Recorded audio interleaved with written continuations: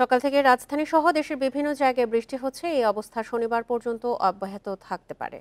এ সময় রংপুর, ময়মনসিংহ ও রাজশাহী বিভাগে মাঝারি থেকে ভারী বৃষ্টি হতে পারে।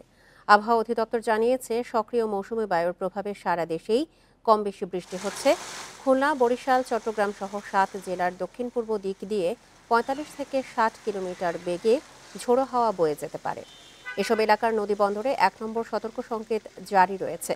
সকাল 9টা পর্যন্ত 3 ঘন্টায় ঢাকায় বৃষ্টি হয়েছে 8.4 মিলিমিটার। আর ভোর 6টা পর্যন্ত গত 24 ঘন্টায় সর্বোচ্চ বৃষ্টি রেকর্ড করা হয় সীতাকুণ্ডে 93 মিলিমিটার। কম বেশি বৃষ্টিপাতের প্রবণতাটা অব্যাহত থাকবে। বর্তমান যে সিচুয়েশন, এটার পরবর্তীতে দেখা যাবে দেশের উত্তরাঞ্চলে বৃষ্টিপাতের প্রবণতাটা বৃদ্ধি পাবে। আর এ মাসে যেহেতু ধীরে ধীরে দিনের ব্যাপ্তিটা বৃদ্ধি পাচ্ছে, দিনের লেন্থটা বৃদ্ধি পাচ্ছে, দেখা যাবে যে ধীরে ধীরে টেম্পারেচারটা রাইজ করতে থাকবে।